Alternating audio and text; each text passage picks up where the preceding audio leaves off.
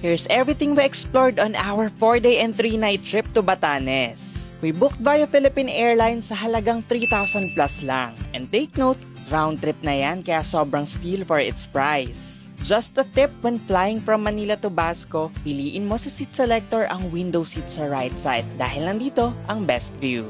Pagdating nga namin ng Basco ay sinalubong kami ng aming tour operator para ihatid muna sa aming accommodation. We stayed at Balatin Hotel and we got their triple room. Air-conditioned ang room, may hot and cold shower, wifi, and all breakfast. At 12 noon, inimpisa na nga namin ang aming tour. For day 1, we explored North Batan. We visited the Mount Carmel Chapel, and as you can see, it was inspired by the Ivatan stone houses.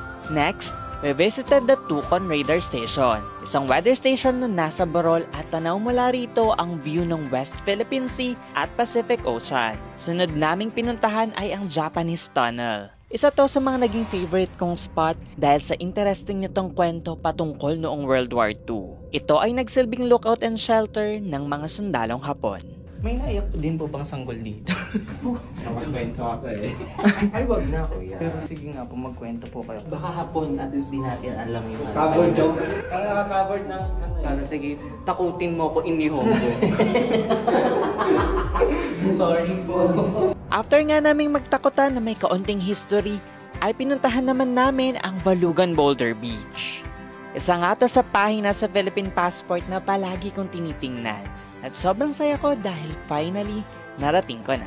Di tulad ng ibang beach na may pinong buhangin, ang buong shoreline nito ay puno ng malalaking bato na galing sa Mount Iraya noong nag-erupt ito. Isa sa mga highlight ng North Batan Tour ay ang iconic bayang Rolling Hills. At dito rin sa spot na to mo makikita ang binansagang Where the Philippine Road Ends. At pag tinignan mo nga naman sa Google Map, ito talaga yung end road ng Basco. For our last stop of the day, we visited the Basco Lighthouse. Pwede kang umakyat at may madadaanan kang mga murals. At sa taas, tanaw mo ang buong municipality ng Basco. For our day 2, binagyo kami. 12 AM according sa news, signal number 1 na ang buong Batanes. Pero nalift rin agad around 1 AM. Kinaumagahan, maulan pa rin. At nananghalian na lang kami sa Harbor Cafe. After mag-lunch, we decided na bukas na lang ituloy ang natitira pa naming mga tour. Day 3 ng umaga, we explored Sabtang Island. 30 minutes mula Basco ang papuntang Iva na port at 40 minutes naman ang boat ride to Sabtang Port. Sakay ulit ng Cogan Trike ay una naming pinuntahan ang Morong Beach. Tulad ng sa Boracay, may keyhole rin dito, ang Nakabong Arc.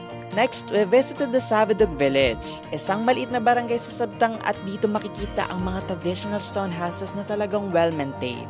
Dahil legit na coral rocks and limestones pa ang mga nandito. Next spot is the Chamantad Tinian Viewpoint. Ito raw ang highest viewing site dito sa Sabtang. Sobrang ganda dito at baka mapakanta ka na lang ng Huwag muna tayong umuwi, mundo'y tahimik sa iyong tabi. Masasabi mo talagang worth it ang 40-minute bumpy boat ride and dropsy to this island.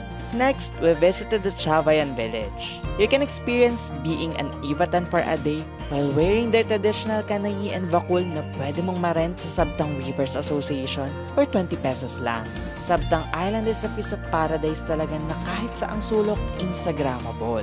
After Sabtang Tour, nag-lunch muna before heading back to Batan Island. Day 3 ng tanghali, we explored South Batan Tour na dapat sana ay for our day 2. First stop, the House of Dakay. This is the oldest house in Batanes and is considered as a UNESCO Heritage Building. Next is the popular Honesty Store, and dito makakabili ka ng mga souvenirs from t-shirts, ref magnets, at marami pa. We also dropped by the Muchong Viewpoint in Cay Baluganan.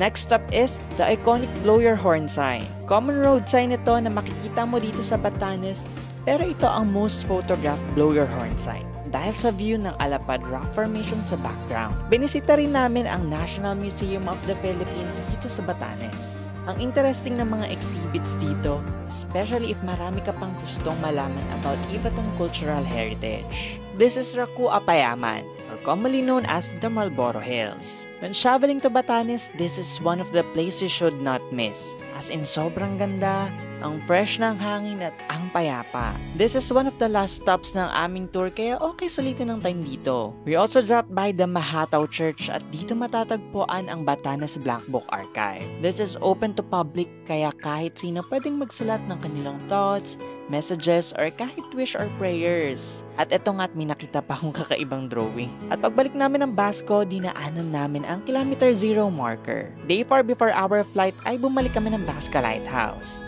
Sinulit ang time at mag-drone dahil hindi na malakas ang hangin. Add this to your bucket list kasi trust me, Batanes is a place you will never forget and never regret visiting. Actually, I cannot wait na makabalik nga to explore it bayat naman. So make sure to follow and keep wandering with me.